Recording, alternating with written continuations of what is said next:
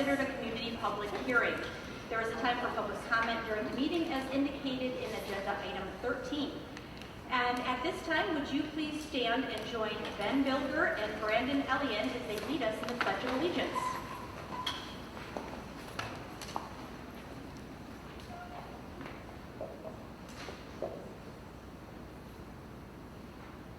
Please join me in the Pledge of Allegiance. I pledge allegiance to the flag of the United States of America and to the republic for which it stands, one nation, under God, indivisible, with liberty and justice for all.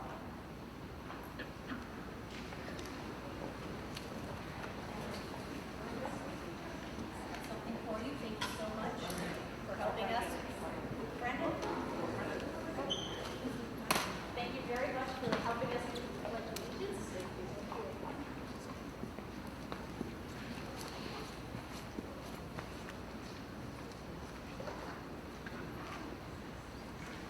Okay, at this time, I would like to invite Jason Yielding, principal of Goodwill Environmental School, to come up for the welcome and the instructional highlight. Good evening. Thank you to our Board of Education members, Dr. Schubel, and our Forest Hills community members who have joined us this evening. It's hard to believe this is the 25th year Goodwill will welcome 5th grade students to an environmental education learning opportunity. On behalf of our Goodwill family, we're honored to share a little about an immersive experience that our students look forward to in the spring. This evening, I have with me two of our 6th grade teachers, Ms. Beth Dondit and Mr. Scott Moorhead, who will share about the 6th grade camp experience, which is the culmination of 2 years learning the essential standards in a very unique format.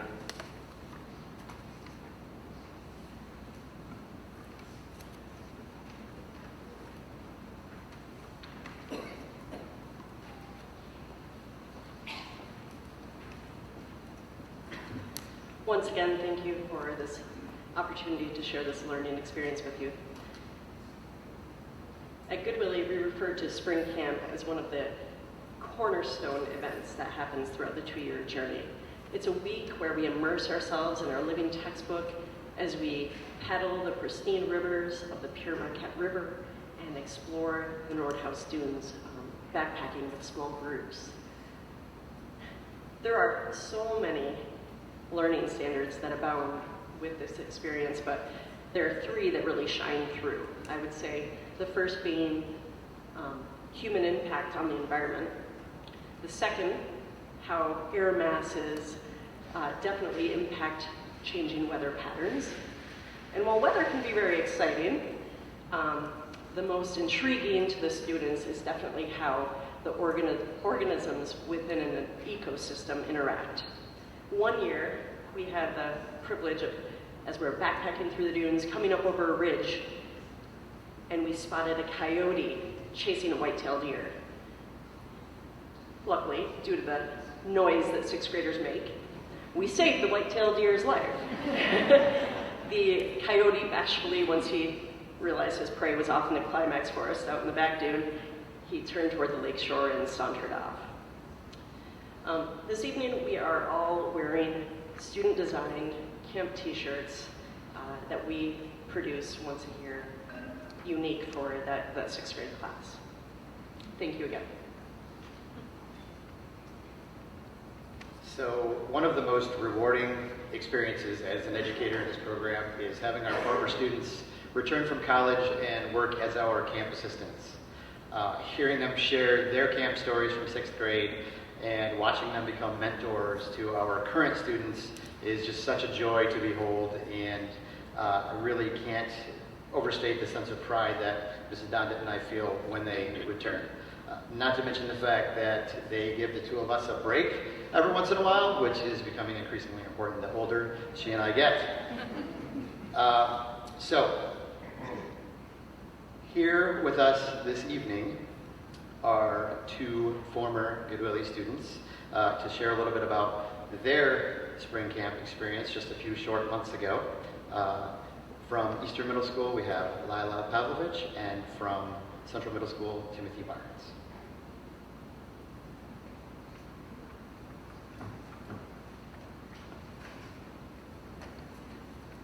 I loved two main parts of spring camp.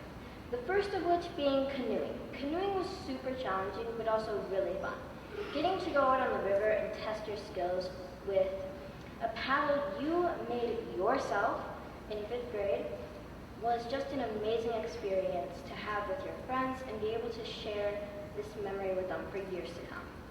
I also loved all of the games we played, my favorite being elbow ties. We shared a lot of laughs and hilarious moments, which made for a great end to each day. Small gifts are ones to cherish and share, to hold on to forever and live in the moment with.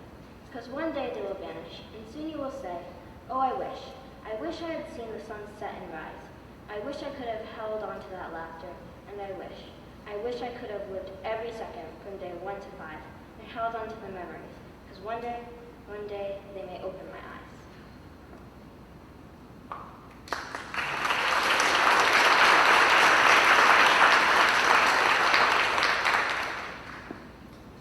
My favorite memories were nights at magic spots. This is when we would sit on the dunes, writing in our journals and enjoying the beautiful scenery. We would walk up the trail and see the two suns. The sun would reflect off the water, appearing to be two suns bathing the sky in light. After watching the sunset, we would walk up the dunes and join in a game of elbow tag. The last night, however, was extraordinary. As we walked to the dunes for the very last time, we were all filled with a hollow sadness. Watching the sunset over the vast blue lake, we were all sobbing, wishing it would never end. Good Willie was a fantastic experience in spring camp like no other. Whether it was canoeing the Pier Marquette, searching the dunes for clues in a scavenger hunt, or backpacking, terrified yet excited by the cougars roaming the beach. Soon it was time for the night to end, with many tears and heavy hearts. The sounds of the forest comforted us as we hiked back, lulling us to sleep.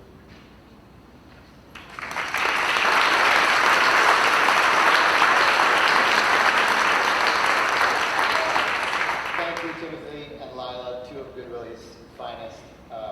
Thank you once again to our board members and to Superintendent Schubel for the opportunity to speak here this evening. We truly believe that spring camp is the only appropriate way to end our students' two-year journey, and we're grateful to be able to share a little bit of it with you here this evening. Thank you.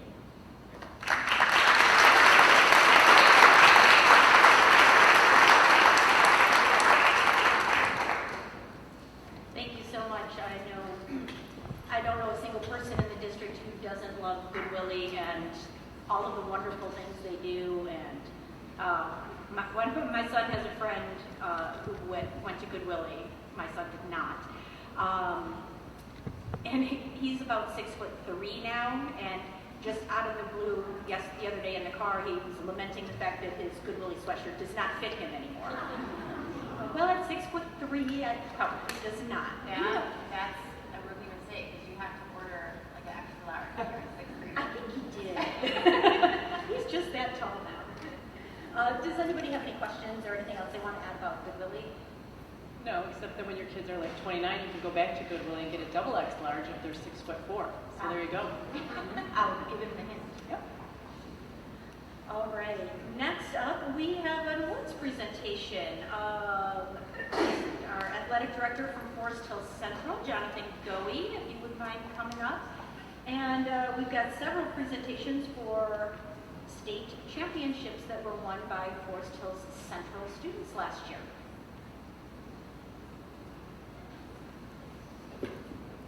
Good evening. Thank you for having us. We appreciate it. We appreciate the opportunity to celebrate some phenomenal young people who have put in a lot of work and effort and have had some great success. We unfortunately have a number of them who are unable to be here tonight due to senior retreats, practices, games, a number of other things. But I would like to, there is one that was here tonight. So Lily, if you could please stand and come on up, I'd like to make sure we recognize you as well. This is Lily Ullman. Lily is our #1 singles player on our tennis team. And Lily is our state champion #1 singles. So congratulations to Lily for that.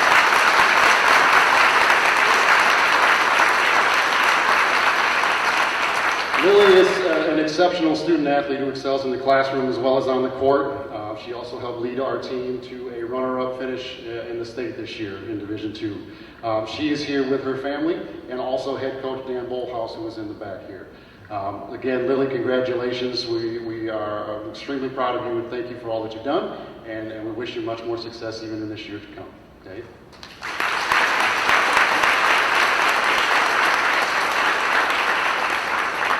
Unable to make it tonight, Brooke Bowers, who is our D1 state champion pole vaulter. She won the state championship at Rockford High School this year. Again, another phenomenal student athlete who excels both in the classroom as well as on the field, and we're very excited for her. She's also part of our One Hat student leadership group, so she's doing a lot of great things around the school as well. So congratulations to Brooke.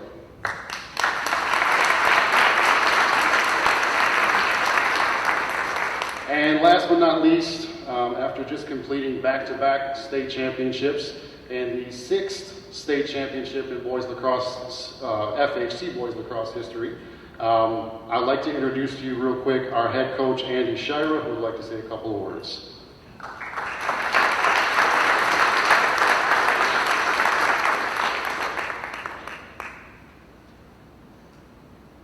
Good evening, and thank you for having us tonight. I apologize, the rest of the players could not make it tonight due to prior obligations that they have, but we want to thank you for recognizing us and the really tremendous amount of work that our boys put in each and every year, not only on the field but in the classroom. We have a number of players that stand out individually on the field, but also a handful that stand out in our classrooms as well. When we go through our postseason awards with our parents and with the players, we want to always recognize our academic success, and I tell them those are the awards I'm most proud of for them because they're going to go on and lead to successful futures. Part of that this year we've had 4 individuals named Academic All-State, 2 individuals named Academic All-American. Only 22 players in Michigan were receiving of that title, and we were one of 2 teams this year to finally be named Academic All-State as a team with a team GPA of 3.954.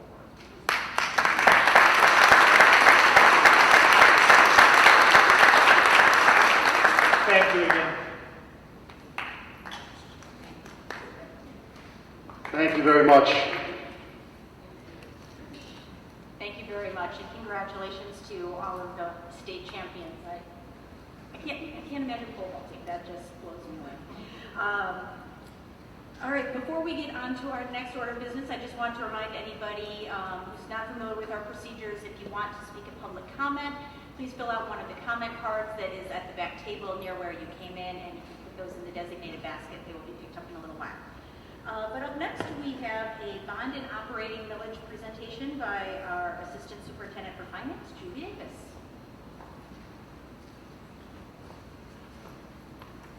All right, well, good evening.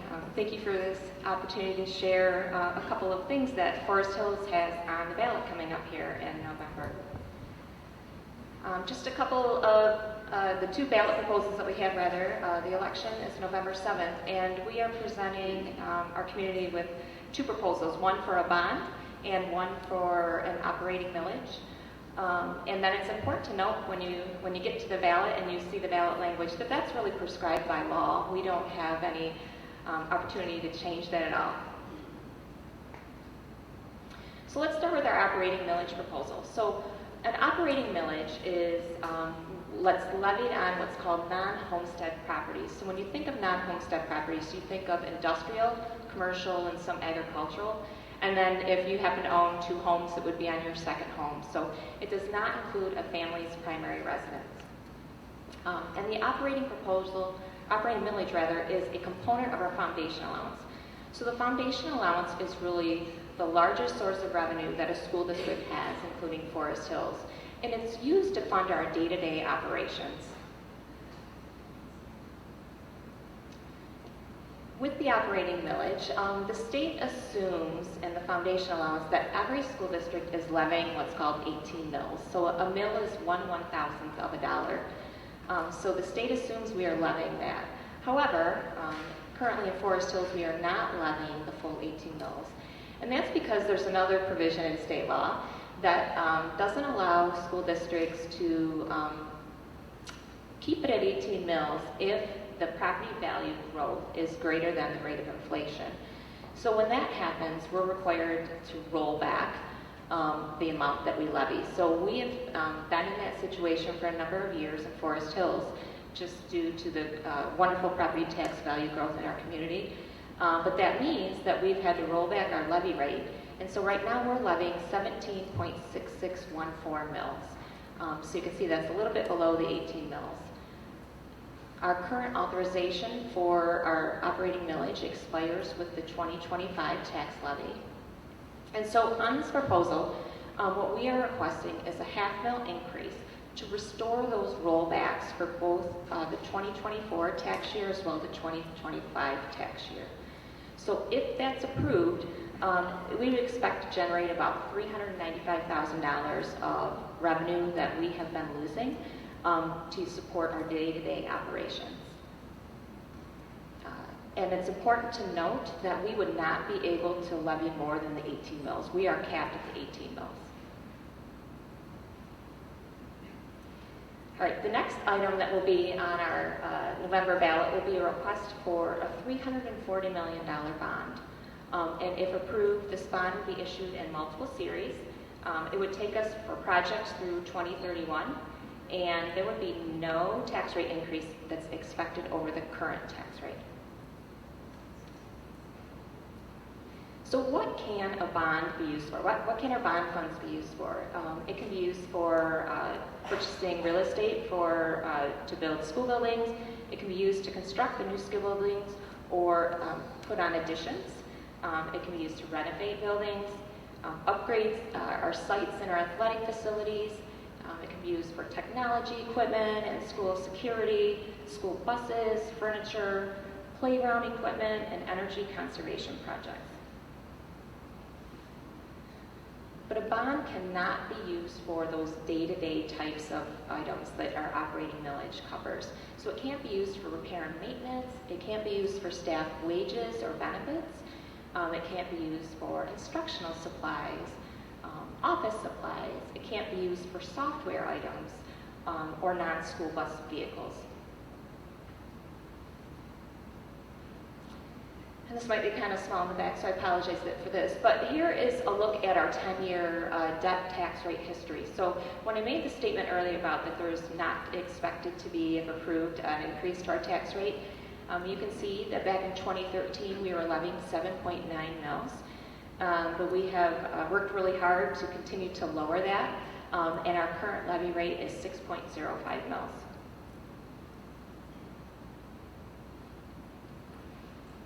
All right, so how did we get here? How did we decide on these projects? And we're going to talk in a minute about what those projects are.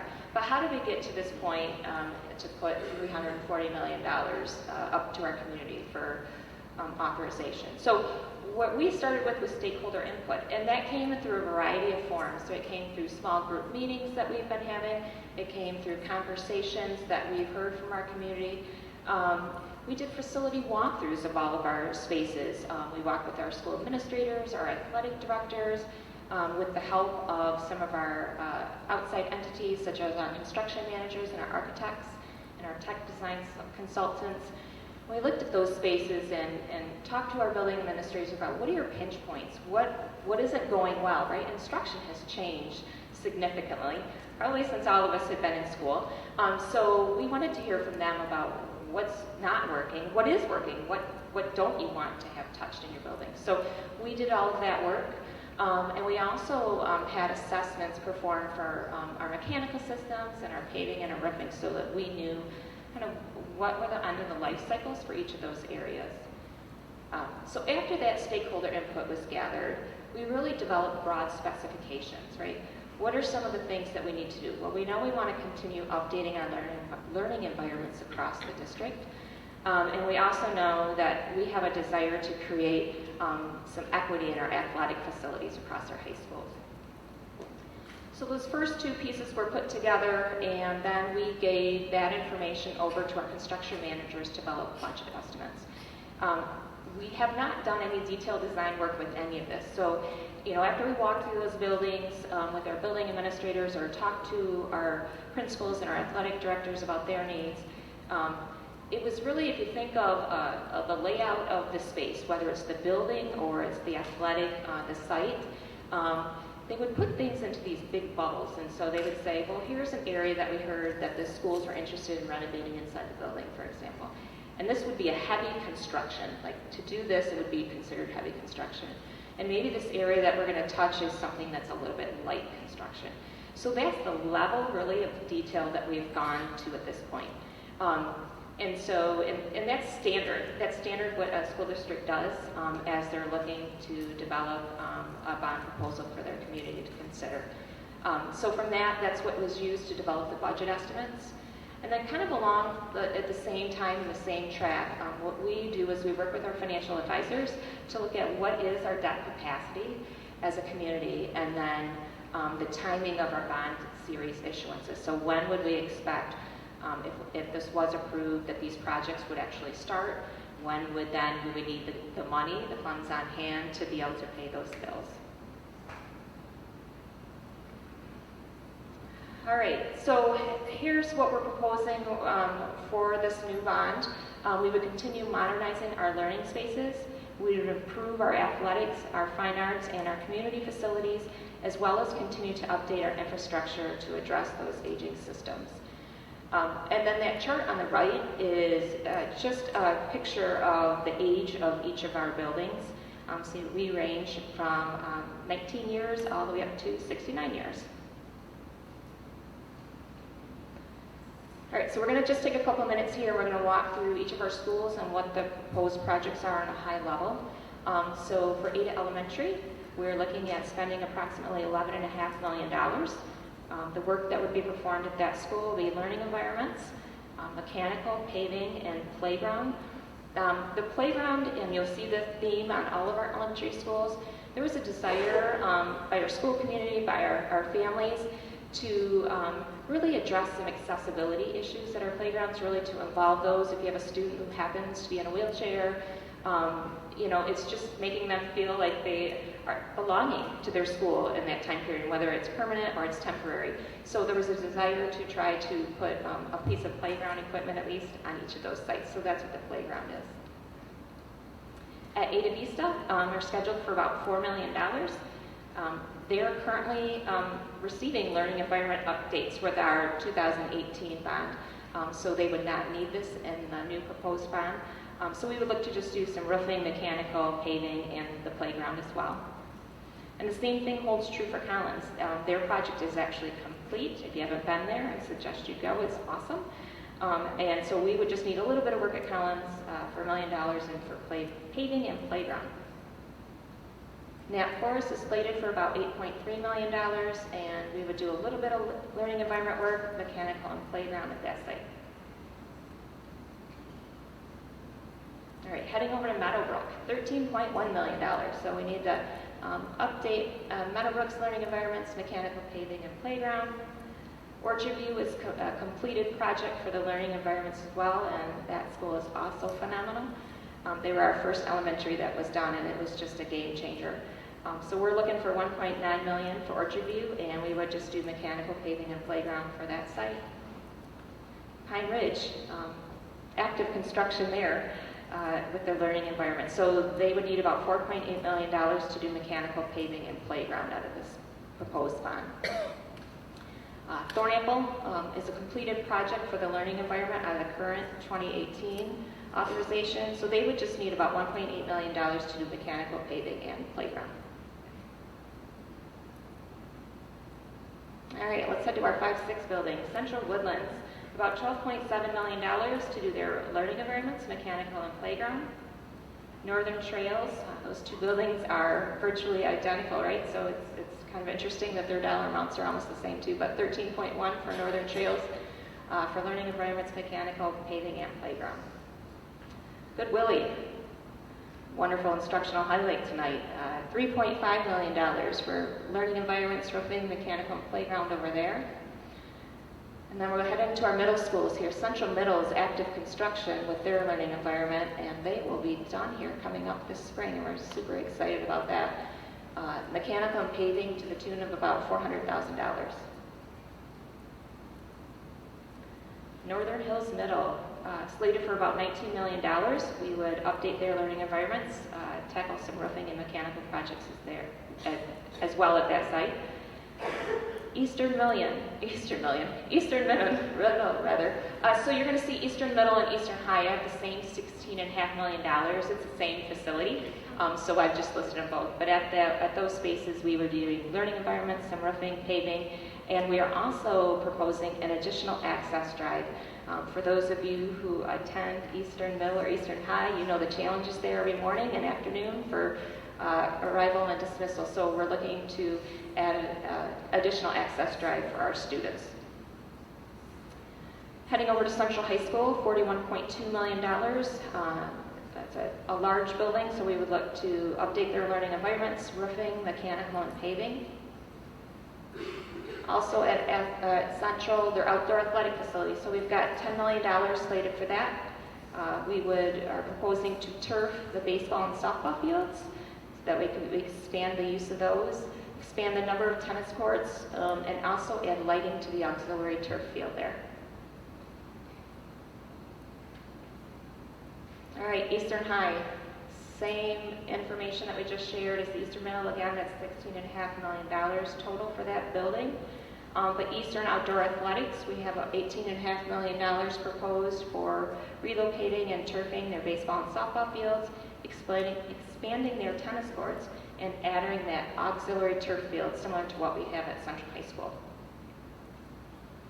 At Northern High, we have $23.7 million for the building. That's to continue the work with the learning environments. Of course, Project Next was the first space that was renovated at that facility, and that's pretty cool.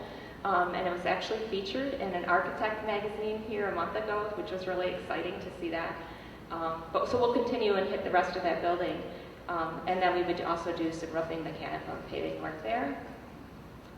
And outdoor athletics at Northern, we would look to turf the baseball and softball fields, expand the tennis courts, add the auxiliary turf field, and we do need to perform some stadium improvements over at that space. In this bond, we are proposing a new aquatic center. We have an estimate here of about $51.6 million. We've heard from our swim community for a number of years that the space is becoming outdated. And so it's time. It's 30 years old, the current pool is. And the other thing that we want to be able to do with this, for those who maybe are not familiar with our aquatic sports, there are some regulations related to being able to host post-regular season tournaments, if you think districts and regionals and state finals.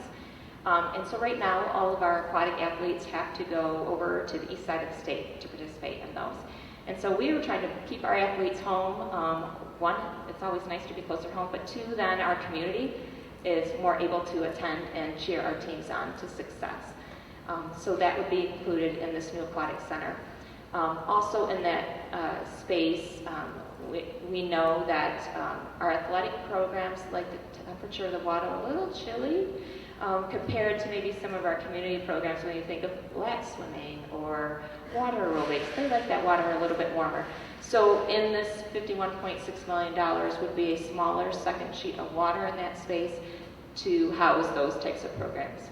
Again, we haven't done any design work in this, so it's this big, broad parameters that we use to get to that $51 million. We also need to circle over here to our community aquatic center that's right on this wonderful campus. We would fill in the current pool. It's expensive to operate a pool, so we would not want to keep that aging pool open. And then we would repurpose that area. And we really haven't made any decisions on what that would look like. We would connect with our users, our community users of that space to say, what makes sense? What are you interested in? And then we would use that information to help inform our decision. The rest of the building needs some updating too. That programming has changed so much since its inception, so we would look to make some changes in that space. We're all sitting in the Fine Arts Center, so we have about $11.4 million scheduled for this space, and it's just outstate pieces of it. You know, some of it is still in wonderful shape. We have done a great job of maintaining this facility, but you know, it's 20 years old almost, and there's some changes that we need to make as well. We have a little bit of money in here for our food service facility, $500,000 for a generator and roofing. Generator help us when we have those power outages like we had a couple weeks ago and had to move food all over the place. It will help reduce spoilage. All right, the last couple projects here, we want to be able to perform some updates to our transportation center, about $4 million. So just updates to that building and doing some roofing and mechanical work. And then we have this last category that's about $31.1 million. And that's some of the things that our community is probably more used to seeing, right? As we update our technology, fix those things around life cycle replacement, update our buses, and the FFE stands for furniture, fixture, and equipment. All right, so it's important for everybody to know what can the school district communicate, how can they communicate. So district communications and district staff must only deliver factual information while we're performing our job duties. That's a really important thing, right? We can't encourage, Julie Davis can't go out and encourage people to vote yes when she's presenting. I can just simply present factual information such as I just did. But we do also have our legal counsel review all of our communication just to make sure that we aren't using a word that might make it seem like we're encouraging people to vote yes or making them think, well, gosh, if I don't vote yes, that we won't be able to do that ever type thing. As Board of Education members, though, you have the ability to deliver factual information, but you can also encourage the yes vote. What you can't do, though, is if I'm in a meeting and I am talking about this and you happen to be at the meeting, you cannot advocate at that meeting. All right, so we do have some upcoming presentations for our community at large. I know our schools have been communicating this information out. It's also on our website, and we'll talk about our website in just a second here. But we have 3 meetings scheduled right now: September 26th over at Orchard View, September 28th at Thornup Elementary, and October 3 at Northern High School. All of those presentations will begin at 7. Our community can come to any one. If you live in the Eastern area, you don't have to attend the Eastern area one. It's going to be the same thing. So you're welcome to come to those presentations and learn a little bit more about what's going to be on the ballot. Ooh, this looks better when it's on your little computer screen than when it's thrown up here. So we just took some snapshots of just pieces and parts that are on our website. So if you go to the Forest Hills website, you can get to it in a couple different places. The banner that scrolls right at the top of the website, you can scroll through that and click your links through there. If you go down a little bit on that home page on the right-hand side, there's a couple of spots where it says bond proposal or operating millage. You can get to those specific pages from the home page as well. And then each of those individual pages link to each other. So if you go to operating millage first and you want to learn more about that, and you get to the bottom and you're like, okay, now I want to go to the bond, there'll be a link for you right there. All right, that is all I have for you this evening. Do you have any questions? Okay. Thank you. Thank you, Julie. Appreciate it.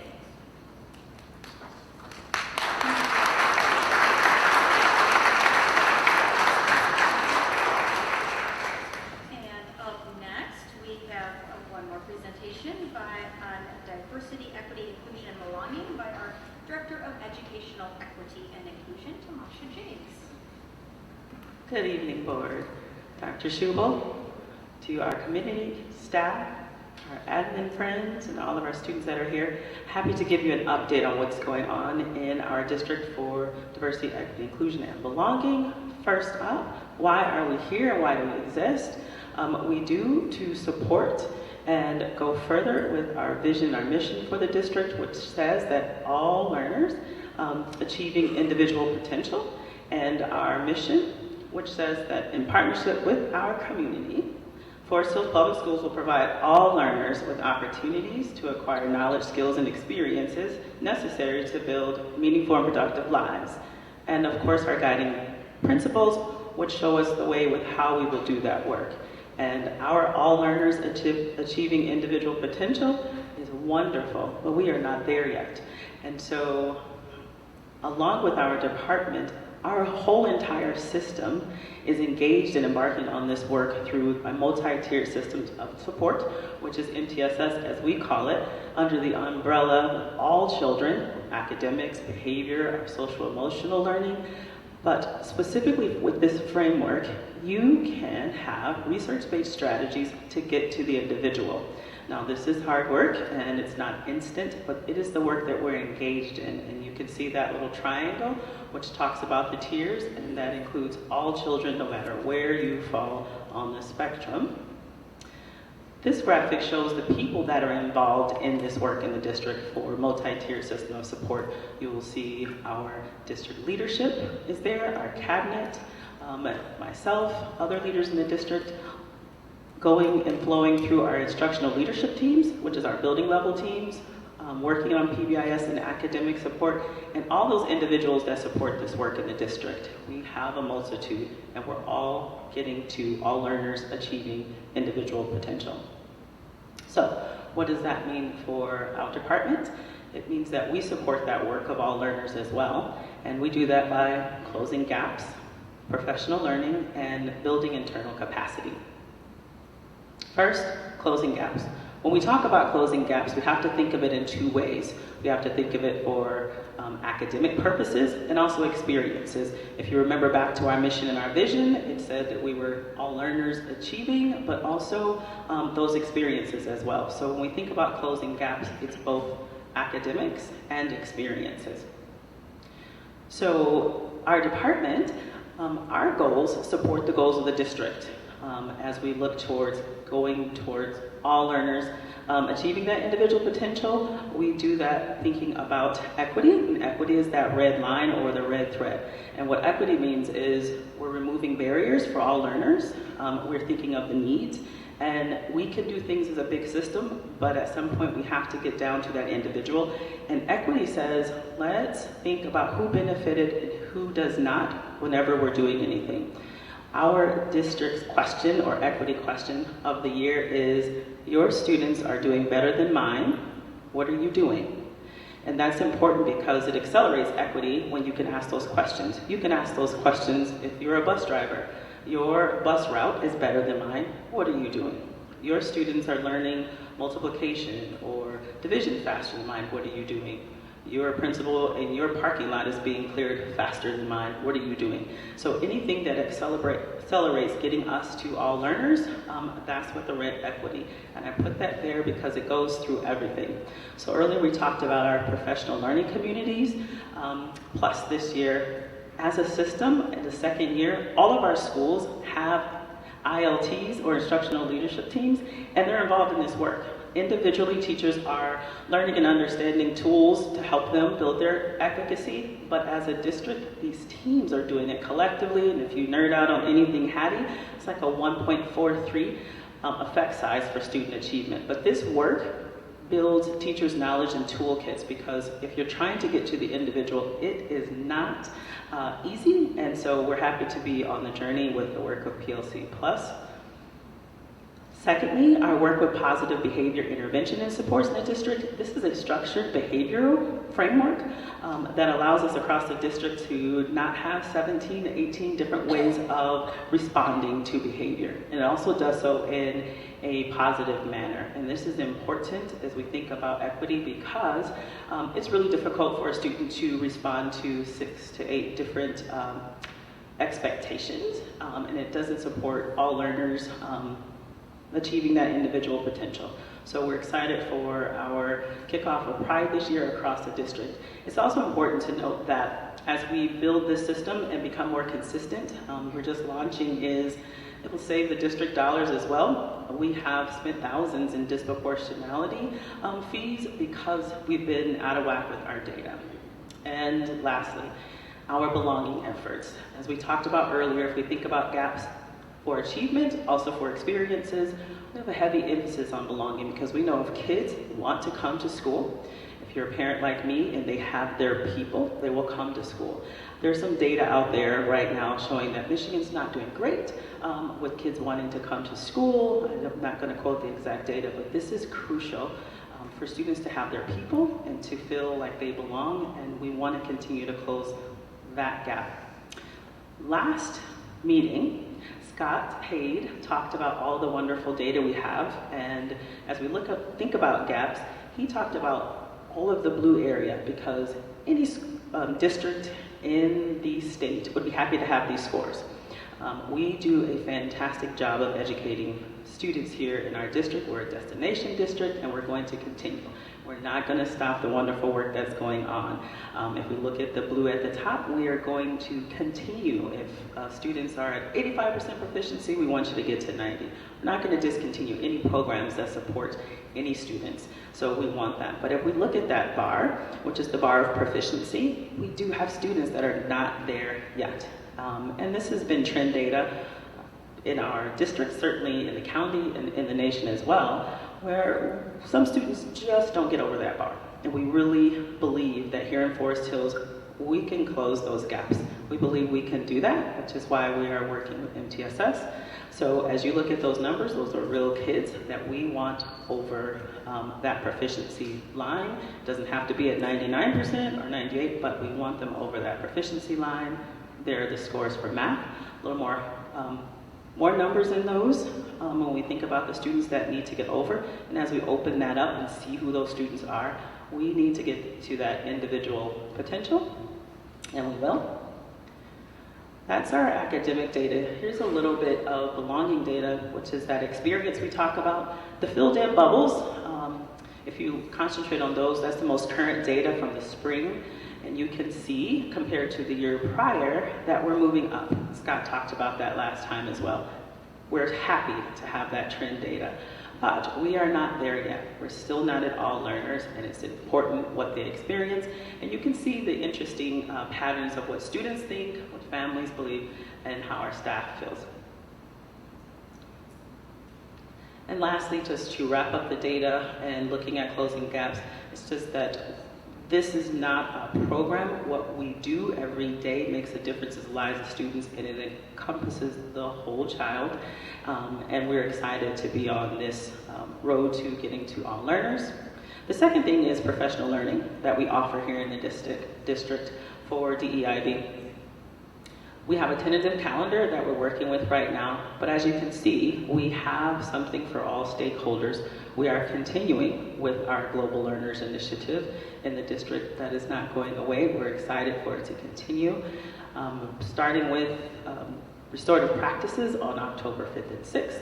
We will continue. I'm in conversations with people that have done this work for many years. We have some GLI coordinators that are really excited about it, some Cindy Reynolds and Jackie LaFontaine that are really, really excited about continuing the work. So we're excited to do so. We will continue our IIRP, or restorative practices. If you've never been, it's life-changing.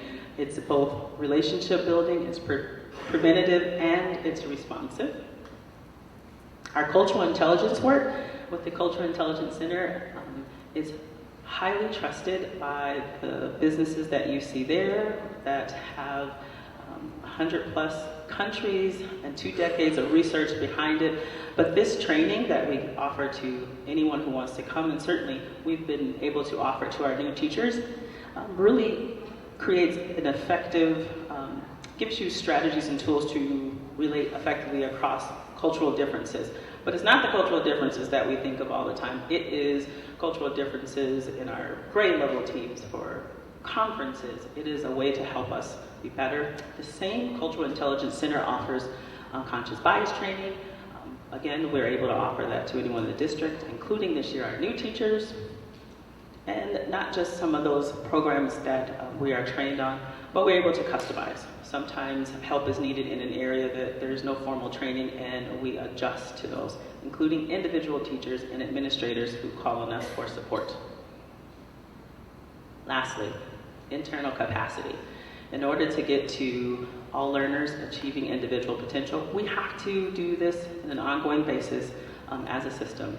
And our colleagues of GLI, or Global Learners Initiative, over the past 15 years have really set the tone for what that looks like. So the professional learning that has been provided since 08-09, for sure, with our Institutes for Healing Racism, showed us some blind spots when we think about our professional learning. And so we're happy to continue that. Certainly the community impact that it has had, we appreciate, and we'll continue. And that model of developing and building capacity over and over again by training people and bringing people to the work, we will continue.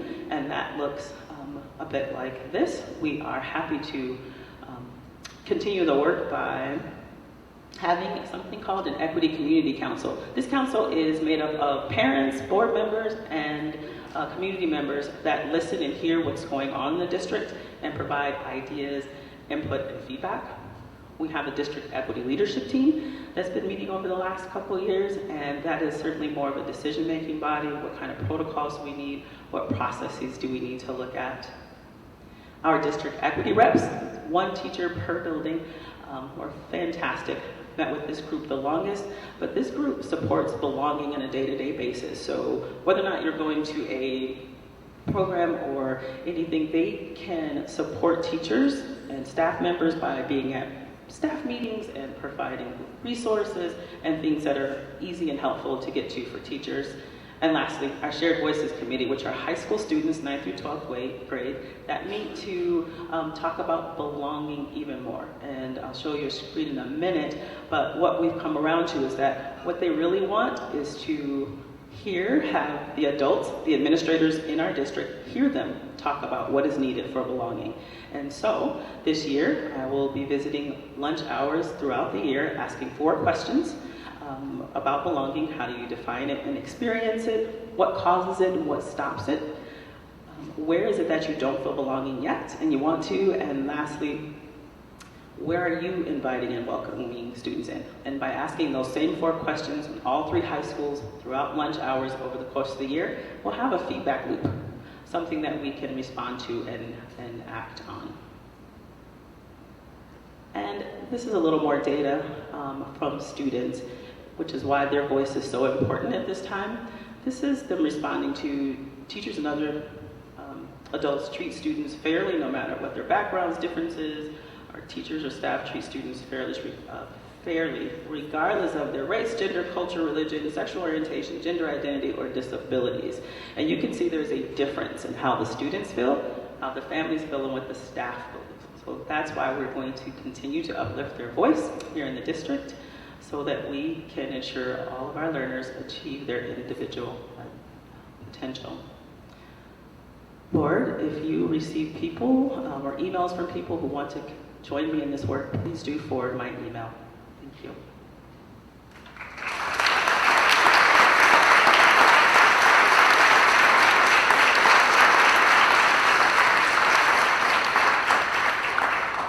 Thank you very much. I know she ran away, but did anybody have any questions? I can bring her back up if you have a question or a comment. All right, Tamasha, you had put up there the timeline for this year and the things that we'll be continuing with DBEI. I know there wasn't a mention there of Global Champions or Institute for Healing Racism, which has come up as a concern from some people in the community to want to know that that's still happening. Thank you. Sorry it was in the fine print that you couldn't see. Absolutely, we're offering it. We have the Fine Arts Center booked, and we definitely intend to. What I'm doing now is having conversations with people.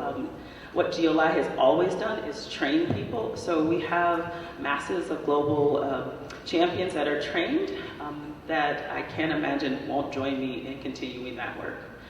The Institute for Healing Racism may have to go someplace else unless, again, we have those persons that are trained that are willing to do those trainings. But we have the rooms booked, all ready to go, and that time is set aside. So looking forward to doing that.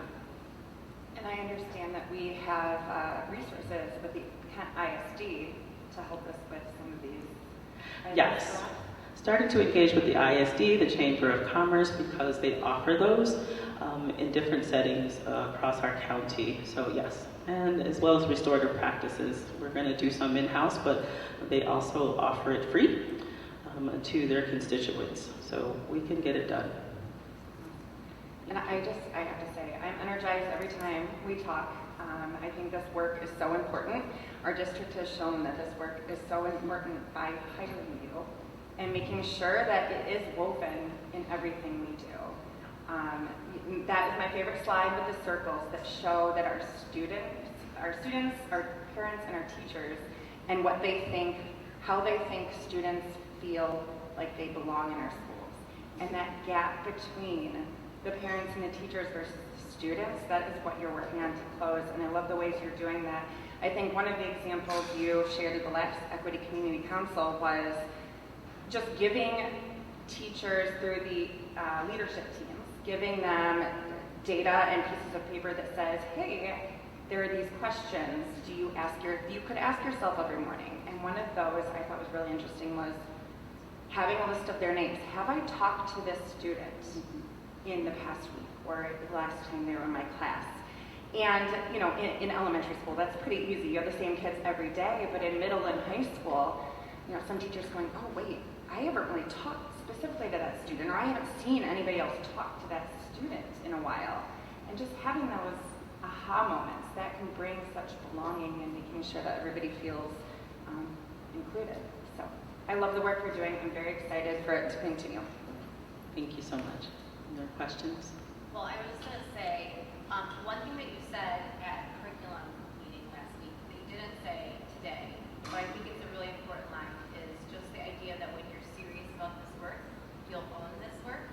And I think that through everything you've shown and everything you described, what you already have scheduled, what we've already put in place in the district, really shows that ownership of it and all of the different groups that we've identified that we need to work with and work on and make sure that they are achieving that individual potential. I think I'm encouraged to see a real desire to own this work and build that internal capacity.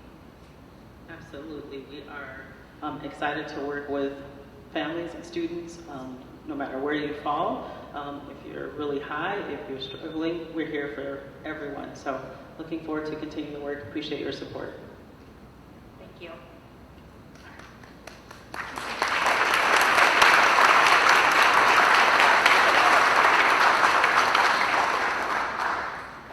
Okay, I'll throw one more little reminder here. If you wanted to speak at public comment, the comment cards are over by the door near where you came in.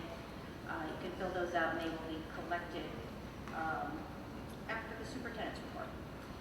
All right, we're going to move on to the nuts and bolts part of the meeting now, after all of those wonderful presentations. So could I please have a motion to consider the consent group being items 7A through D? Motion to approve consent groupings items 7A through D. Support. Okay, are there any items that a board member would like to pull out for special consideration? Yes, I'd like to pull out A2, board policies. Okay. Superintendent Schubel, is there anything that you would like to draw our attention to in particular? No, not at this time. Okay. I will turn it over now to Ms. Tryon, our curriculum chair for the report. I don't have much to say. The meeting that we had was really just Tanasha's presentation, and you just heard that. So I'm not going to try and summarize that, since you just heard it in its entirety. But that was what we talked about on Wednesday at our meeting. And then the only action items that we will have is that it is being recommended to approve the purchase of Delta Math for Central High School. That is used in grades 9 through 12. And then also the approval of Speakable, which is a language program that we use in our 8th to 12th grade language classes for French, Spanish, Chinese. So those are the two recommended items, and then other than that, it was just Tamash's presentation. Thank you. Any questions for Mrs. Ryan? All right, we'll turn it over then to Dr. Mashad for an update on finance. Okay, we had a pretty quick meeting as well, and again, much of our discussion was highlighted already by Mrs. Davis. That's what we spent a lot of time talking about every meeting, and we'll continue through the fall, how those things on the budget will impact us moving forward. So getting into where we are now, we're 17% of the way through our fiscal year that starts in July, and we're at the time of our meeting, we're technically 0% of the way on the books through our school year officially. So for us tonight are the approval of payments of bills for August, which are very routine. No major highlights really from our planned budget through the month of August. And really just one additional purchase of a student transport van.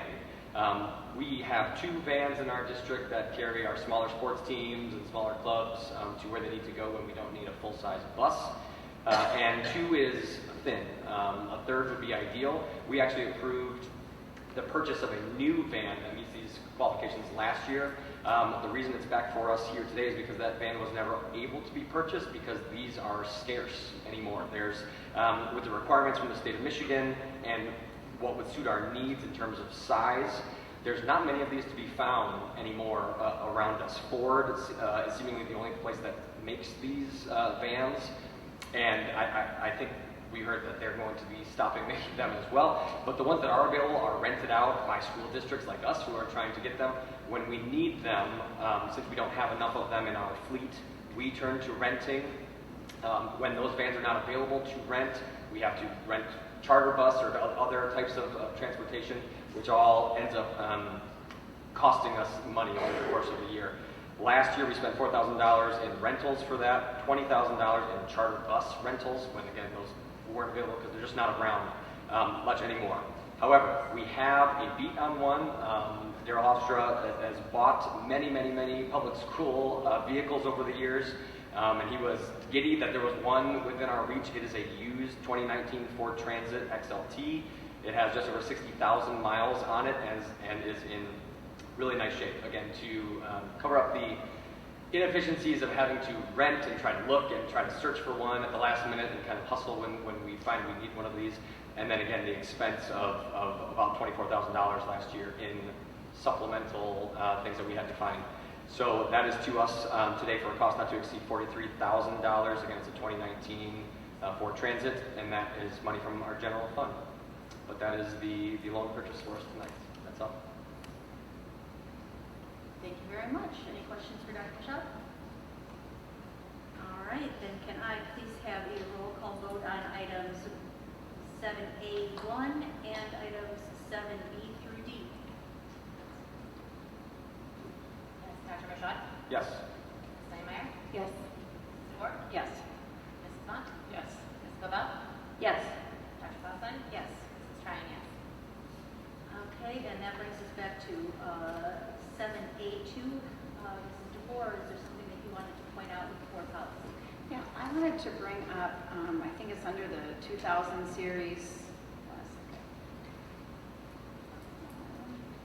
in regards to the cards that is being added to our policy, I believe. Okay. Right? What I wanted to add is, and discuss, is back in March, we discussed not cutting the public off during card time.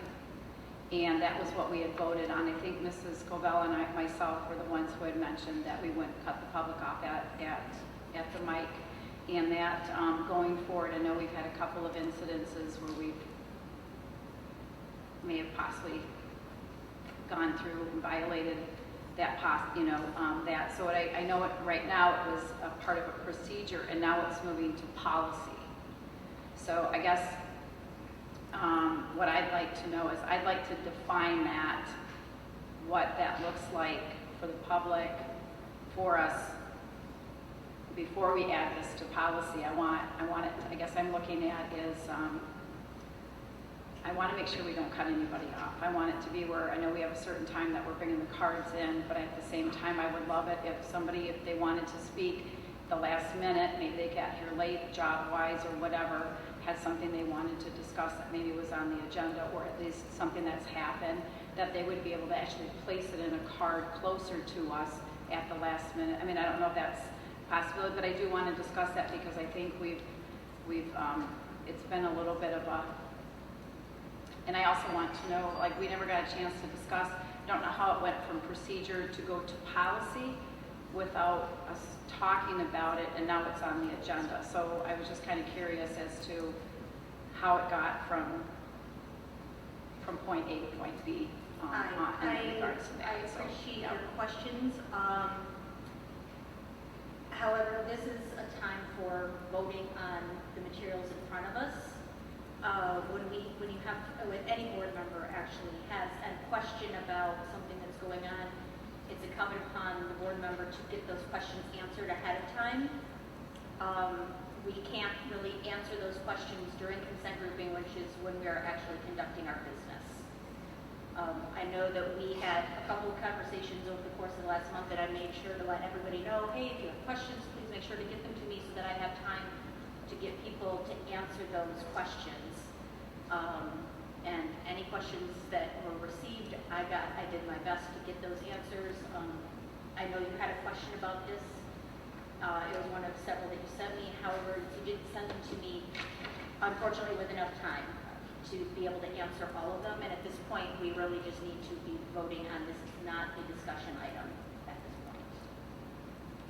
Well, I pulled out consent items before for us to ask additional questions and have discussion on. But that is not the point of this part of the grouping.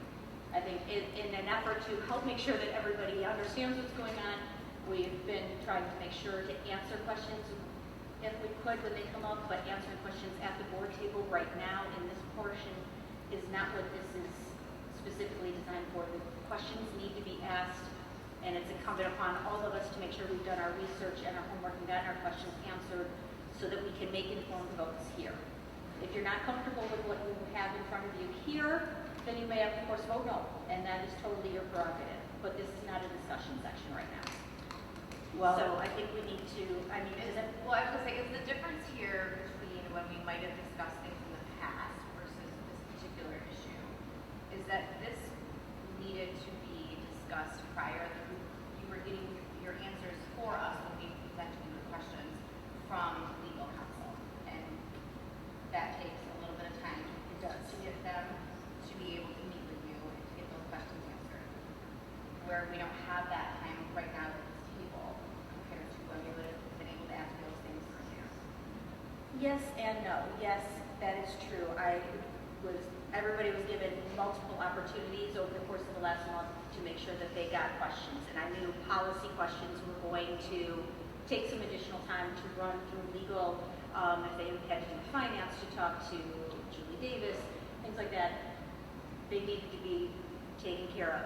I think in the past we have opened some things up to answer questions in an effort to try to make sure that everybody felt comfortable with what was going on, even though that's technically not how this portion of a meeting is supposed to go. So in an effort to try to make sure that we take care of everything that we need to take care of, questions on consent grouping items need to be asked and answered before we get here, because it's not fair if somebody brings up a question and we don't know the answer to it. We can just spitball things back and forth, but we don't necessarily have all of the information. If a question comes up and we don't know the question is coming up, we're not prepared to be able to answer it. This is really, the consent grouping is for voting on the business that has been looked at prior. Then I want the record to reflect that I did ask this question prior to when I sent the information to you a week ago for the other additional questions. It was something that we had discussed within a week after the last meeting, and it was still waiting on an answer to find out in regards to this. Yes, at the last meeting, I knew that there were people who had questions about some of the items regarding policy, so I pulled those out so that they could ask. A few days, by Thursday, I think it was, I still hadn't heard from you, so I called you, and we had a brief conversation, and I said, please write down what your questions are so that I can look into them and I can get them out to the right people so that they can be answered. The next time I spoke with you was on, I think, the 31st when we had our next board meeting. I still hadn't received questions, and I made it clear during board communications, please, if anybody has questions, get them to me so that I have time to get them answered. Other people were able to get me their questions prior to that. I got your questions a week ago. And it was a very long list of questions, and I got 2/3 to 3/4 of them, I think, answered, but I wasn't able to get all of them answered in time because you only gave me 5 days. This particular question was asked on a telephone conversation that we had, and that was longer than a week ago. That was a week after the board meeting that we had discussed this, about the policy turning into, our procedure turning into policy, and I still hadn't had that answered yet. And everything needs to go through our policy questions. I send to Troon, and I have conversations with them to make sure that I get the right information back to give back. That is one of the ones that I was not able to get back from Troon before today. This one, on the The question that you were asking on policy was one of the many questions that you sent. This was one of the ones that wasn't able to be answered. I'm really sorry. I wish it had turned out differently. I wish I had had more time and I was able to get all of the questions answered for you. And I would be happy to talk to you after to see if we can talk about this a little bit more, and I can try to get you the answer. And as soon as I get the final answers from True, I will of course send it out to everybody, as I did with all the other questions. Get the answers in, I send them out to everybody to make sure that they're answered. Holly? Just a few things. I mean, first off, just so you feel like you're not standing alone, you're right, I do have, general concerns personally about that sort of thing. Secondly, though, I would view it as, well, our main goal as a board is to seek some kind of consensus. But with that said, you don't have to vote yes. I mean, I think that you certainly have valid concerns. And if that's the case, I mean, your vote is yours. Absolutely. I think the valid concerns is the fact that we voted on something based on the consensus of the group back in March, and it has morphed and changed since then, and now it's going to policy without us. We never discussed at this group to make a decision. All board decisions are made in discussion for us to go from procedure to policy, and that question was asked. That's where you get your ability to say no. Right now, is if you do not want this to go from a procedure to a policy, you may absolutely vote no. My question was, is who made the decision for it to go from procedure to policy and send it to True and Law without the consensus of us talking about it as a group? Administrative procedures like that don't need to be discussed and vote. We don't have to vote on whether we should vote on something. We've always talked about the fact that if the procedure seems to be working well, that we would then incorporate it into policy, because it would be a little bit clearer to everybody when they go to our website, they will see that it's listed there among the other policies, as opposed to saying along with any other procedures that may have been adopted and not knowing what those procedures are. So that's where we are in this, and we're voting now whether or not we want to adopt it into policy. And as always, you may vote no if you would like. So there's not any discussion about it at the table like we're supposed to. When we pull something out to discuss something, why it should go from procedure to policy as a group, that we would talk about it freely at this table. The point of pulling something out is not for it to be further discussed. It's to be able to give any sort of point of clarification that you think other board members might need to know about that particular item. It's not a discussion topic. So when would you discuss topics then as a board? We discuss them primarily in finance and curriculum meetings, and then again, you're given the opportunity to ask questions at any time, all the time. I'm available by phone, I'm available by email, and I asked for a list of questions to be given to me with enough time so that I could get the answers to them.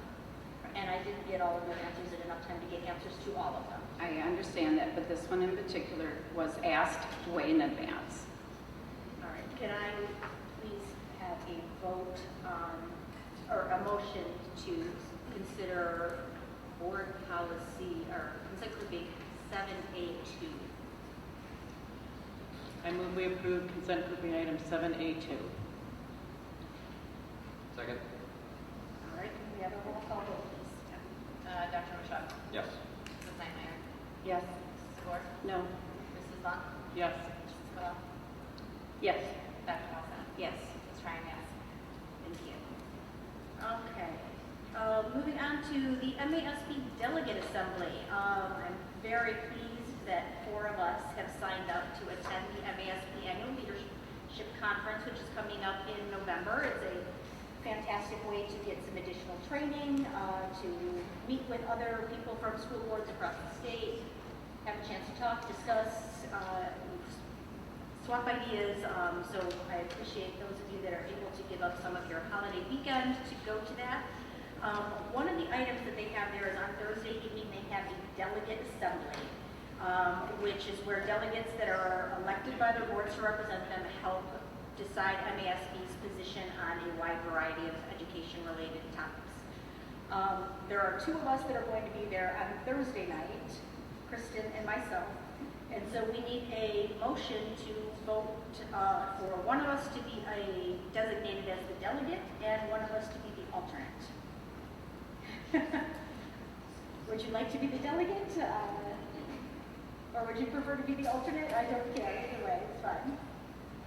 Well, President, as Vice President, it might be fun to do something. Absolutely.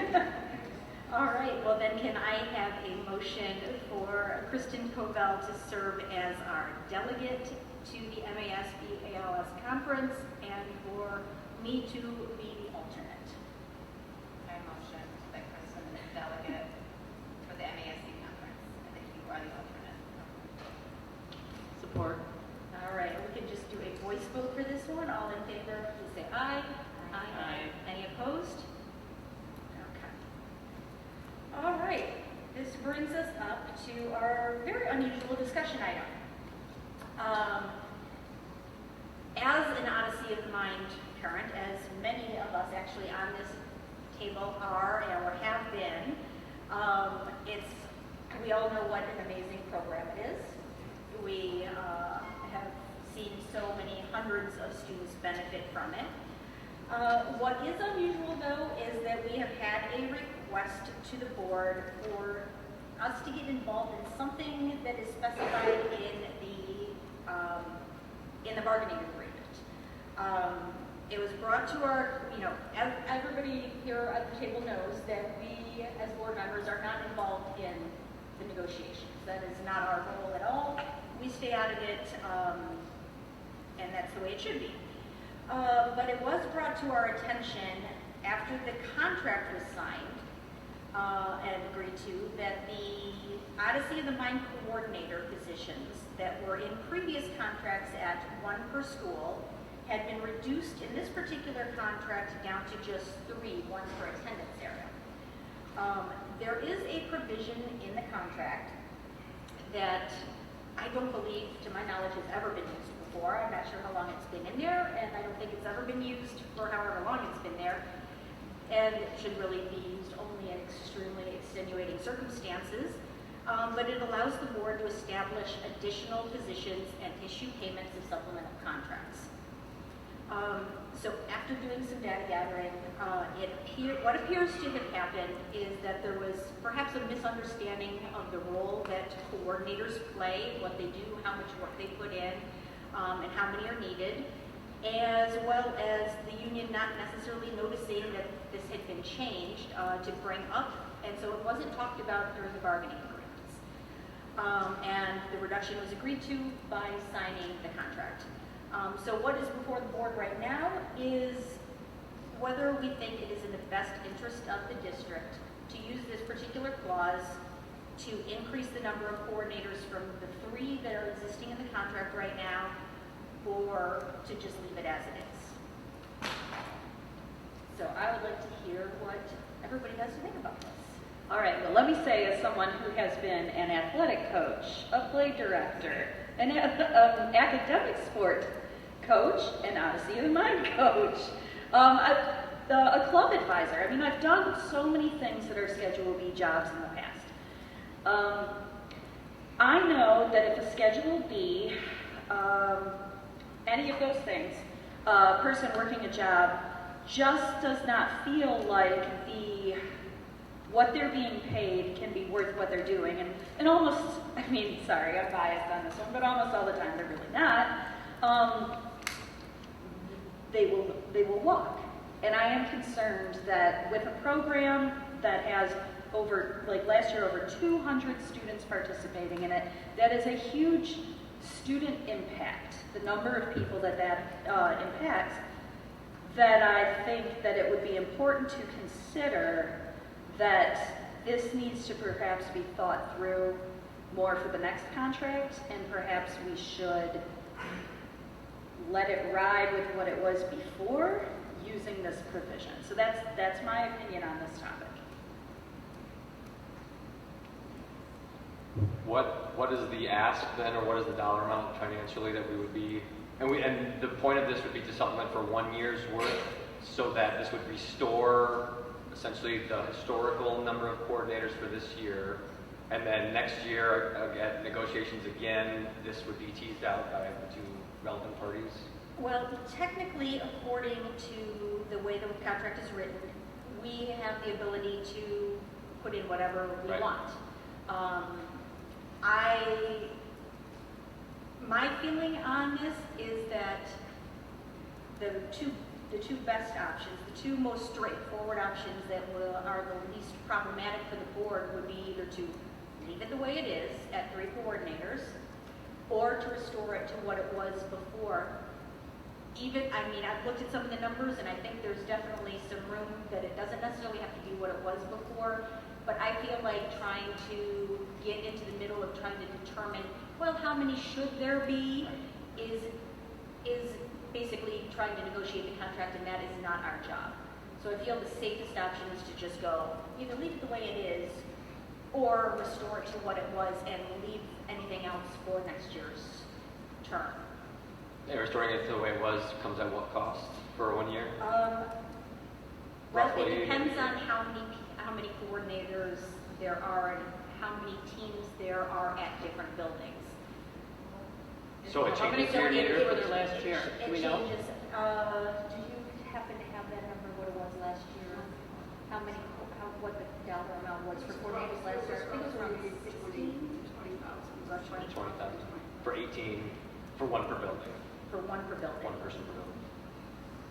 And some of those people are coordinating significant amounts of Right, teams. right. I know team is vary per building, obviously. So Right. you think about an attendance zone that maybe even have multiple buildings with significant teams. That's a big ask for one person on top of probably teaching. I think that's, Maggie, what you bring up, precisely what the real issue is when determining how to change the wording for that Schedule B position, is thoroughly understanding what coordinators do, but also recognizing that some might have 8 teams in a building and another building might have 2. And so that's something that really probably should go into consideration. So that's why I say that I would like it restored until it can be thoroughly investigated.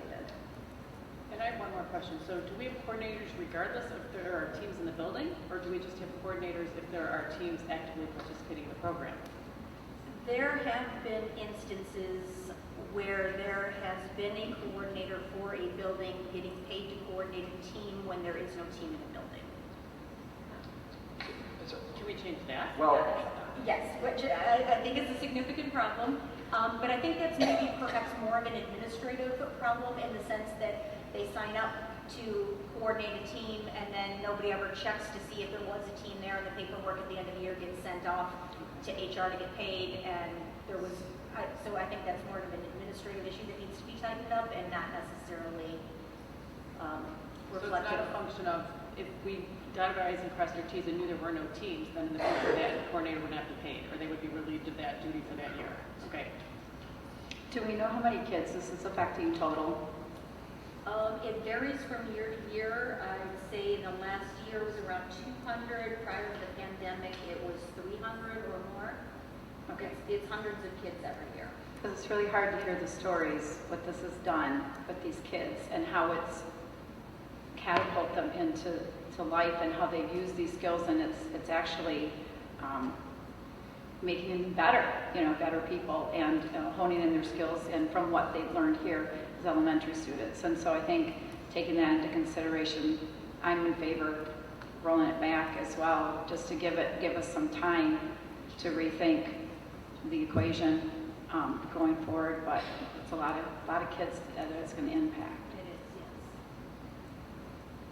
yes. And from what I understand, is that we're already partway into the year and our team's already behind because there isn't that organization base because it was rolled back. And so really to make them rethink this might end up in not having many teams or any teams at all because they can't organize at this point. So I agree that we have a lot of students who this benefits. It is that belonging piece because it is different. It's a different program to catch students who might not want to do sports or, government or anything like that. It is another piece of belonging, and that's a lot of kids. And so I'm in favor of also restoring how it was last year until we can figure out what it looks like going forward. And I can't help but share that, so I teach in Caledonia District, and Caledonia had an awesome program. And then I'm not 100% sure, but I did hear rumors it did have to do with the coordinator positions, similarly to what you were considering here, that led that, it just ended. So there is at least a couple teams in Caledonia now, but it's not related to the school, it's through the Kiwanis Club. And so we're looking at a strong program that I saw in my years there get cut down to no program at all being held by Kiwanis Club. So I just can't help but fear that because I know the value of Odyssey in mind. I guess my thought in general would just be to stress that this is a extraordinarily rare section of the master agreement that we would be partaking in. This is not something that gets diced out in contract and the board decides we have our personal preferences for a program or not, so we're just going to plow money back into it. This is not customary, this is not typical, this is not how things happen in ordinary business. But again, understanding that if this agreed upon term just was not understood fully by the parties who were incumbent to understand them, however we got here, right, I agree that our job is to do what's best for kids, and I think nobody would agree or nobody would disagree that OM is good for kids. OM touches a lot of kids, and there are countless stories of people who have come back to our district to say OM made a big difference in their life. And yes, I obviously would agree that to let that accidentally or because of a miscommunication or whatever it was start to fall apart or even risk falling apart, I don't think is worth it. So as long as we're all on the same page that this is a very rare occurrence, this is not something that we will enter into often, but that yes, to restore, and I agree with the concept that we should not be arbitrators here. We shouldn't create the OM program the way we think it should be now. I agree that should be an administrative and an association. That can be discussed again next year, and I'm sure that it will be. So whatever, if we need to restore it again for this calendar year, school year, so that it can function, and then it can be discussed again in the contract negotiations next year, I would be all for that. I don't like going against what the contract is by any means. I don't want to discount the hard work that went into it, the many, many hours and weeks and months from both sides that went into it. But I agree it is just a misunderstanding of what those coordinators do, and then not a communication to those people directly affected. So I think going forward, if that looks different, then it looks different. But this year, I think we need to just put it back the way it was. And I guess I would add to the same exact vein, I completely agree, that it does sound like, just having learned a lot about OM structure in the last week, that there are inefficiencies or something, that there is a system of coordinators or whatever that has existed for a long time and maybe has paid people for doing nothing, underpaid people for doing a ton, whatever the case is, that it perhaps does need to be looked at. So maybe we can look forward to just hearing a summary of what the program will look like, when they go back to the table next year. Right. That probably is in order. And again, that's all things that are handled in the negotiations, which the board does not have any part of. Right. And this is, yes, as you said, an extremely exceptional situation and one that the board, I think I can safely say, does not take lightly, does not enter into lightly, because we, like Mallory said, we don't want to disregard all of the hard work that all of the parties did put into this. But yeah, from everything that we've heard from administration and from teams and coordinators and all of the lovely people who have written us over the last week, it sounds like there was just a fundamental misunderstanding on this one portion that wasn't caught.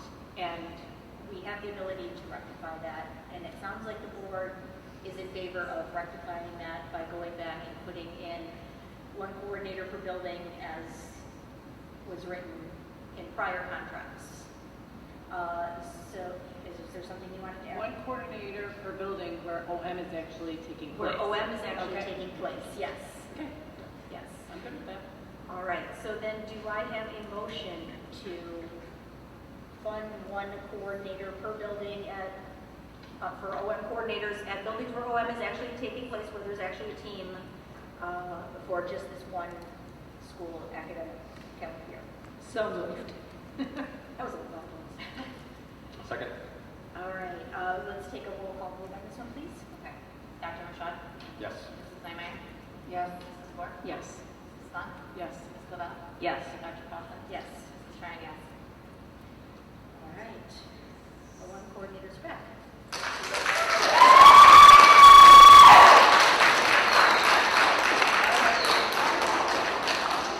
As a final reminder here, if you would like to speak in public comment, please fill out the comment card at the door where you came in. They will be collected after the superintendent's report. We are now on to informational items.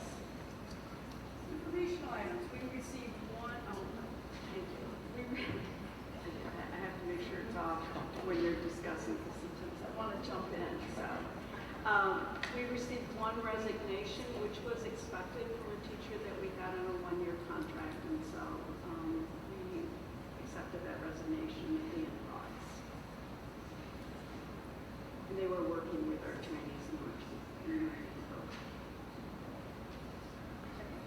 And then I guess we'll just move right through the superintendent's report. I just want to quickly say, believe it or not, this is the start of our 6th week of school. 5 weeks have just flown by. A lot has happened in the first 5 weeks of school. Of course, the first day of school, which I've shared with some of you, how amazing that was, just to see our students all light up and they're coming in with their brand new backpacks and all excited. We've had sporting events and we've had open houses in the buildings, and I've been able to go out to staff meetings and meet some of the staff. It's been really rewarding. And then mixed with all the excitement of starting a new school year, we had a significant weather storm that caused major power outages and roofing issues throughout the district. And I want to thank the operations department, the food service department, as they talked about getting a generator during if the bond passes, major generators, the teachers and the administrative staff, because they put in a lot of effort in those 3 days between Friday, Saturday, and Sunday, working long hours to assure that our buildings were ready for our students to come back on that Monday. We were very fortunate that we didn't have school scheduled on that Friday, so I didn't have to call a closed day, which was really important to me. Because that's one of the #1 questions I'm getting from staff as I go to staff meetings is, do I believe in snow days? Because they know, having come from East Grand Rapids, the process is a little different when you're working with a walking school district and 4 square miles and, you know, a lot of things. So I assure them all that as they're laughing about the question that I believe in safety, and so certainly all of that would be taken into consideration. But we were very fortunate with that incredible storm that came through that night, that we weathered it as a district. So. And then one other thing was, it was brought to my attention that there might have been some confusion with a letter that was sent out to parents and guardians and with school newsletters on Friday. And it was about the district book reconsideration committee letter. And the letter was sent out, and unfortunately we didn't put in there, we didn't attach the board policy that it was connected to, so it was kind of a standalone. So I understand why that might have caused a little confusion. So we're willing to resend it if we need to, certainly address any questions that we might have regarding that.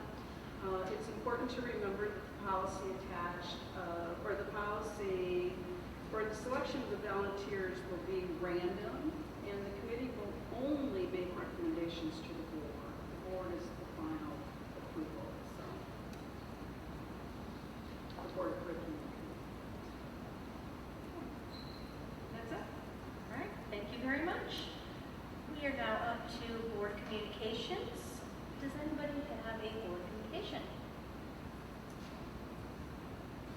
quick update from the foundation, who is busy off and running this year. They just finished their fall grant cycle close. 37 applications submitted that are being evaluated now with requests ranging from $250 to $8,000. So those grants will be awarded the week of October 9th. They also have ongoing now, opening this week, is the Support Our Schools grant request, which is available to building principals specifically, which allows principals kind of their own grant cycle to submit requests for funding within their buildings and for specific things that they are looking to do. So principals have been made aware of that. The funding for that whole Support Our Schools grants comes entirely from the gala, which is the next item the foundation would like to make people aware of. The annual gala is November 9th. Tickets are available at fhpsf.org for the Support Our Schools grants and everything else that happens there. And then the foundation will be more out in the community this fall as well. They wanted to say feel free to stop by and see them at the FHC Community Tailgate this Friday, and at the FHN Elementary Recognition Night on October 6th as well. So making an effort to kind of be out and be visible and be part of our schools as well that way. So a busy time for the foundation. Perfect. Also, our Student Advisory Council leadership team is selecting their members for this year. Holly and Mallory, it's something that Dr. Schubel kindly consented to continue going, and I love if you guys come and attend. The first meeting is September 28th. It will be here, 3:15 to 4:30ish. And that's when the kids will basically get to know each other, kind of establish what topics they want to talk about this year, maybe do a little icebreaker, and hopefully we'll get some good feedback from our superintendent about how to continue that in the future, how it serves the district. Oh, good. I'm like, what did I not say correctly? September 28th.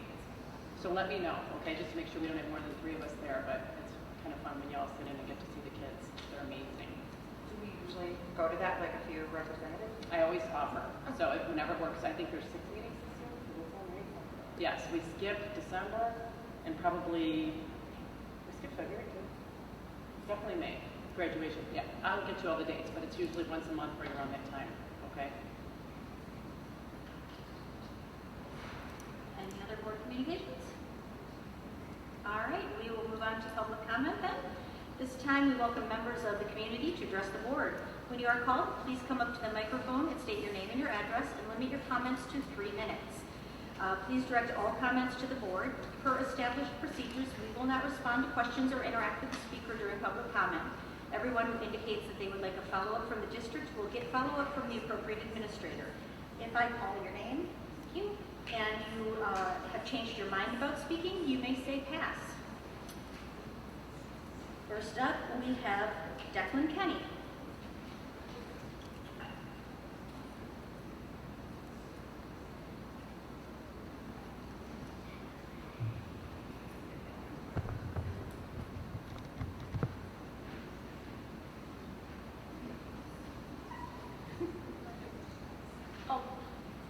I was going to talk about OM today and how they should keep funding it, but since they already voted to keep it, I'm very grateful. I've done it 2 years in a row now, and I'm doing it again, and it's been a big part of my life, and I'm glad they're going to keep doing it because keep stuttering. But, yeah, I was gonna talk about why they should keep doing it and how much it was a part of my life. But yeah, they already voted for it, so I don't need to talk about it.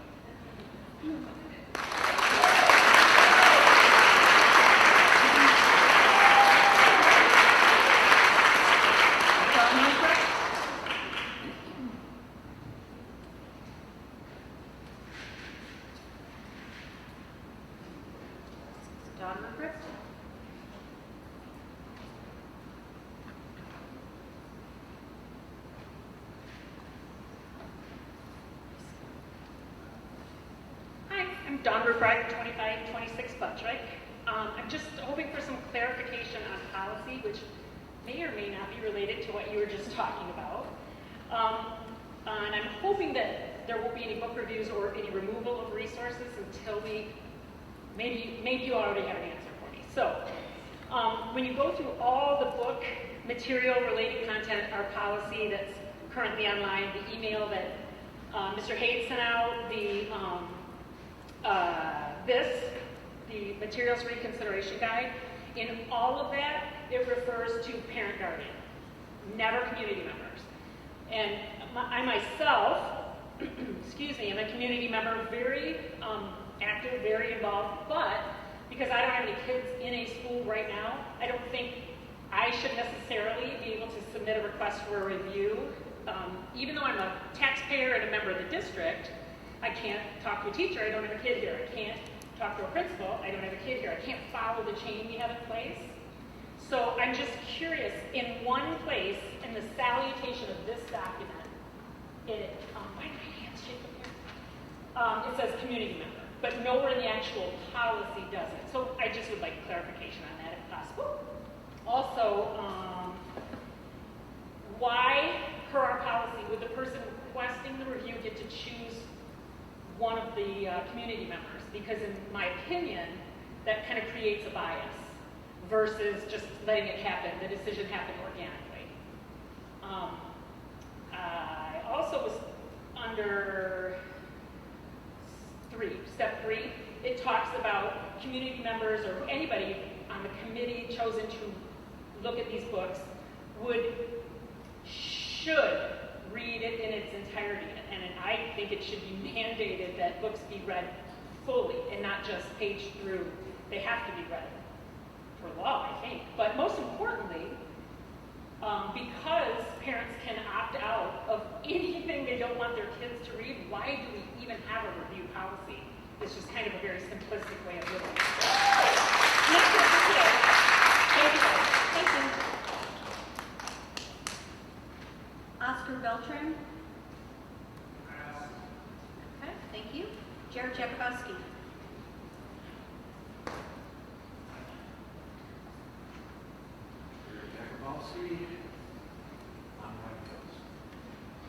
First of all, we all acknowledge and appreciate the many really good things, as is Odyssey of the Mind, that Forest Hills Public Schools does for the students. I had not planned to speak tonight. After all, what have I not said repeatedly over the last couple of years regarding the other side of this very bright and shiny coin? But today, the muse visited me in the form of a song, The Sound of Silence, by Simon & Garfunkel, that I first heard in 1964.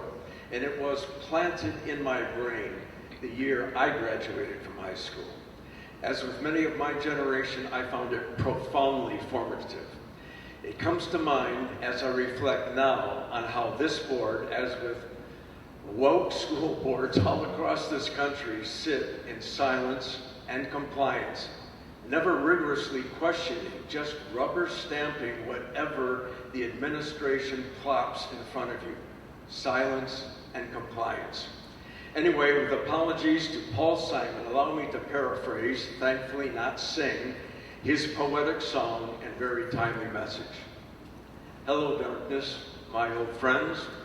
I come to talk to you again, because a vision softly creeping left its seeds while I was sleeping, and the vision that is planted in my brain will remain within your sound of silence.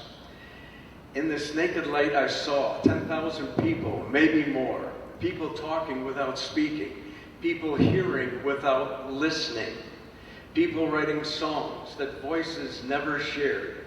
No one dared disturb the sound of compliance. Fools say, you do not know, compliance like a cancer grows.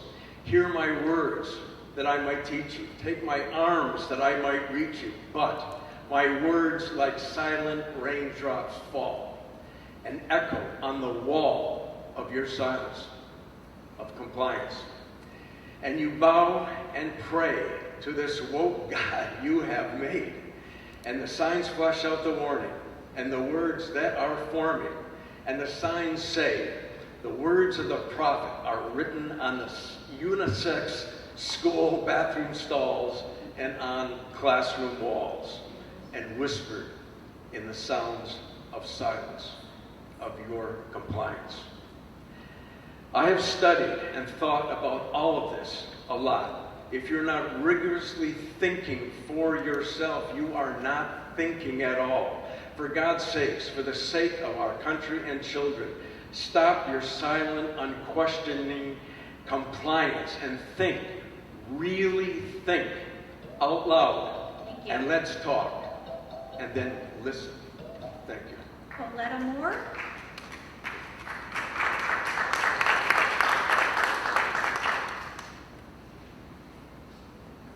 Good evening, Board. Coletta Moore, 4458 Orchard Creek Drive. FHPS board members, I just want to thank you, first of all, for all the good work that you're doing. I address you today as a FHPS community member, parent, and a DEI practitioner. I believe it is admirable what the district is driven to accomplish over the years, starting with the leadership of Dan Bean and with the foundation laid by the GLI initiatives.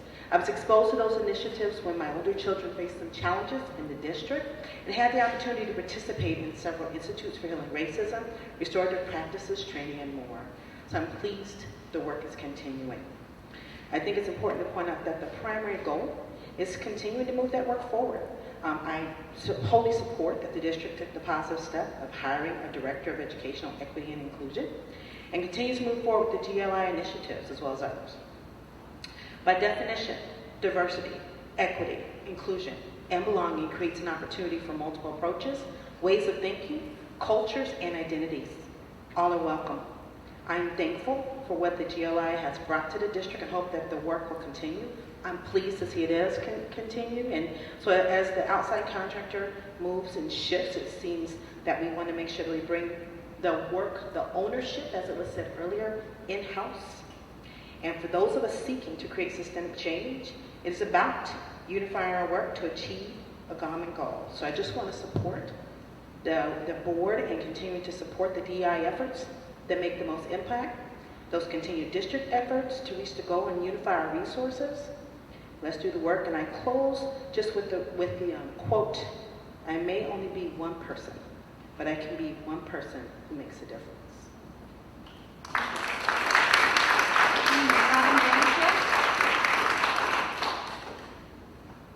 Robin Vanderchat.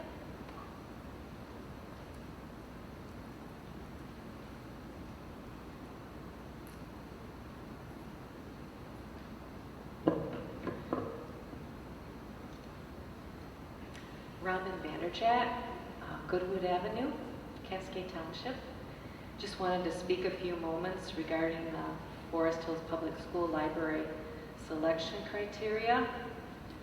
I've been coming to school board meetings over the past year after reading one of our library books from cover to cover, and have been wondering how certain library books containing highly offensive content were selected for inclusion.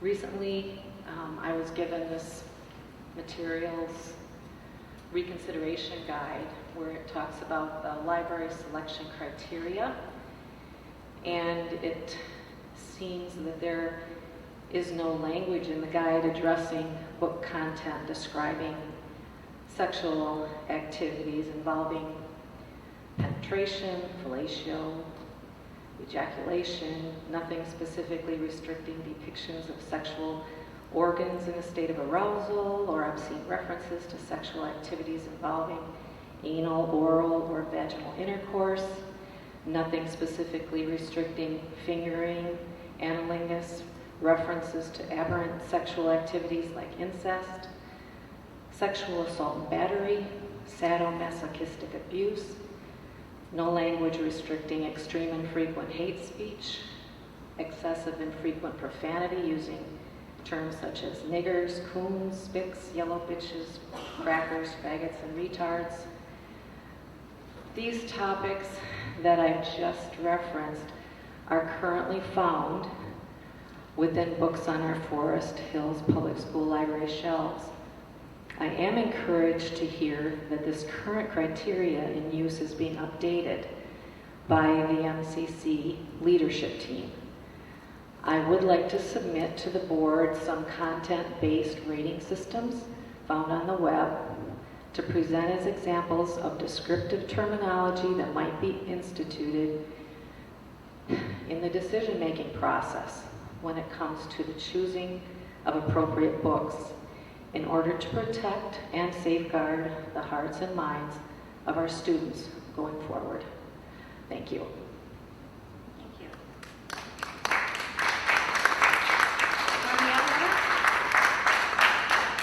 Marty Atwater? Deep appreciation for the board for doing what's best for the veterans of the world like that. Vincent Monahar?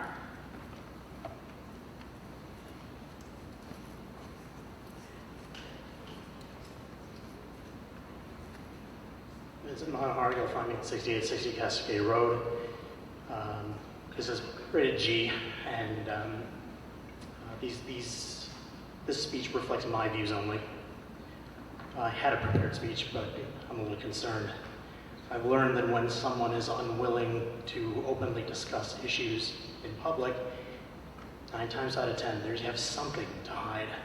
So, with regards to section A2 of consent grouping, board policy, specifically common card policy, I would like follow-up from the district and the appropriate individuals. Who made the decision to go from procedure to policy? Who made the decision to bring it to through law?